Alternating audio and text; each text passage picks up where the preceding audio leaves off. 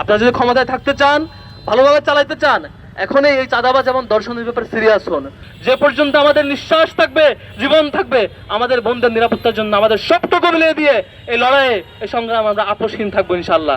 গত কয়েকদিন আগে আমাদের এই পাশে টিএসসিতে দুইজন শিক্ষার্থী, ঢাকা বিশ্ববিদ্যালয়ের শিক্ষার্থী, লজ্জা লাগে, তারা এখানকার নারীদেরকে হেনস্থা করেছে। পরে আমরা পরিচয় খুঁজলাম, তারা ছাত্র দলের রাজনীতির সাথে জড়িত, সুতরাং কোনো বিচার হবে না। এখন পর্যন্ত দৃশ্যমান কোনো বিচার আমরা লক্ষ্য করি নাই।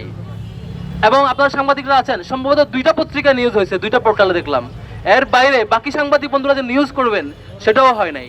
এই যে প্রত্যেকটা ঘটনায় আমরা রাস্তায় নামবো, প্রেস রিলিজ দেব, তারপরে সাংবাদিকরা নিউজ ছাপাবে, আর নয়তো তারা তাদের হাত বন্দি। এই বাংলাদেশ আমরা দেখতে চাই নাই। নরসিংদীর খোঁজ নিলাম, অবাক করা ব্যাপার হচ্ছে শুধু ধর্ষণ না, ধর্ষণের পরে ধর্ষককে বাঁচানোর জন্য বিএনপির স্থানীয় একাধিক গ্রুপের লিডার, একাধিক নেতা একসাথে জড়িত হয়ে কমন ইন্টারেস্টে মিলিত হয়ে ধর্ষককে বাঁচাচ্ছে।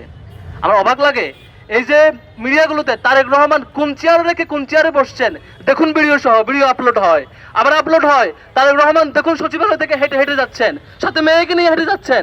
এই ভিডিও দেওয়ার জন্য সাংবাদিকদের সময় হয়, কিন্তু এলাকায় বাড়ির বাবার সামনে থেকে কিশোরীকে উঠে নিয়ে গিয়ে একাধিকবার ধর্ষণ করে হত্যা করা হয়। আবার সেই ঘটনা স্থানীয় বিএনপি নেতা পুলিশকে ফোন দেয়, লোকজনকে ফোন দেয়, বাড়ির লোকজনকে হুমকি দিয়ে এলাকা ছাড়া করার ব্যবস্থা করে। তারপরে সামগ্রিক কাজে জড়িত হয় একাধিক নেতা, একাধিক গ্রুপ। মিডিয়া একটু ইনভেস্টিগেটিভ কিছু বের করবে, সেই সুযোগ হয় না। এটা লজ্জা আমাদের জন্য। সানশাইন আটা ময়দা সুজি, ভালোবাসায় তৈরি। আমরা মিডিয়া ভাইদেরকে অনুরোধ করব, জুলাইয়ের গণ অভ্যুত্থানের শহীদদের বিনিময়ে আমরা বাংলাদেশ পেয়েছি। আপনারা সেই গণ অভ্যুত্থানের সঙ্গে ছিলেন, আপনারা পাহারাদার ছিলেন, অনেক ভাইরা জীবনের বিনিময়ে পাহারাদার হয়ে, অনেক সাংবাদিকরা জীবন দিয়েছিল, আমরা সুন্দর একটা বাংলাদেশ পেয়েছিলাম। এখন আবারও ফেসিবাদকে ফিরিয়ে আনতে চান, আপনারা দায়িত্বশীল আচরণ আমরা আশা করি।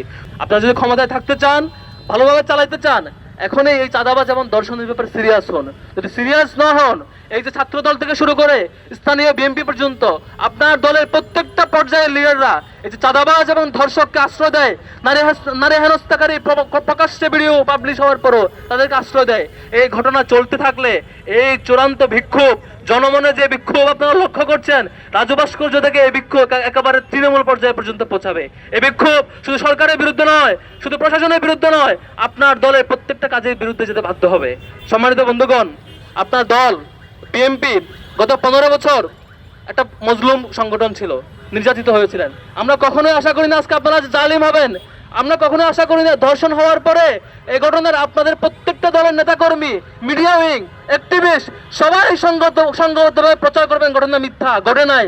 আপনারা জনগণকে কনফিউজ রাখবেন, পরে এক পর্যায়ে যখন ফাঁস হবে এই ঘটনা সত্য, তখন বলবেন আপনারা ধর্ষণের বিরুদ্ধে। তাহলে একদিন দুই দিন কই ছিলেন, কেন এই ঘটনা মিথ্যা দাবি করেছেন?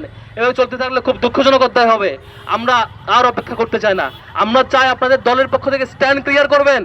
আপনাদের যেসব দলীয় নেতাকর্মীরা, নির্বাচিত প্রতিনিধিরা কিংবা দলের ক্যাডাররা দর্শনের পক্ষ থেকে তাদের বিরুদ্ধে যদি ব্যবস্থা না নেন, আমরা সংঘবদ্ধ হয়ে, আমরা প্রত্যেকটা ক্যাম্পাস মিলিত হয়ে বাংলাদেশের সকল ছাত্র জনতাকে ঐক্যবদ্ধ করে এই ধর্ষক চক্রের বিরুদ্ধে গণ আন্দোলন গড়ে তুলতে বাধ্য হব। আমরা সেই পরিণতিতে যেতে চাই না, আমরা সুন্দর একটা বাংলাদেশ চাই। আশা করি আপনাদের বুঝ শক্তি ফিরে আসবে। আশা করি সে আওয়ামী লীগ যখন 9-10 সালে এই ধরনের ক্রাইম করছিল, তখন সে সময়ের দিবালোকে মানুষের সামনে শাস্তি নিশ্চিত করার ব্যবস্থা করবেন। তাহলে পরে আমরা আশ্বাস পাবো এবং সম্ভবত আমরা ঘরে ফিরতে পারবো। নয়তো আপনাদের পরিণতির দিকে চূড়ান্ত পরিণতি যেতে হবে। আমরা এই ক্যাম্পাস সহ, ঢাকা বিশ্ববিদ্যালয় সহ প্রত্যেকটা ক্যাম্পাস, প্রত্যেকটা নারী এবং বোনদের নিরাপত্তা নিশ্চিত করার জন্য আমাদের আপ্রাণ লড়াই থাকবে। যে পর্যন্ত আমাদের নিঃশ্বাস থাকবে, জীবন থাকবে, আমাদের বোনদের নিরাপত্তার জন্য আমাদের সবটুকু মিলিয়ে দিয়ে এই লড়াইয়ে, এই সংগ্রাম আমরা আপোষহীন থাকবো ইনশাআল্লাহ।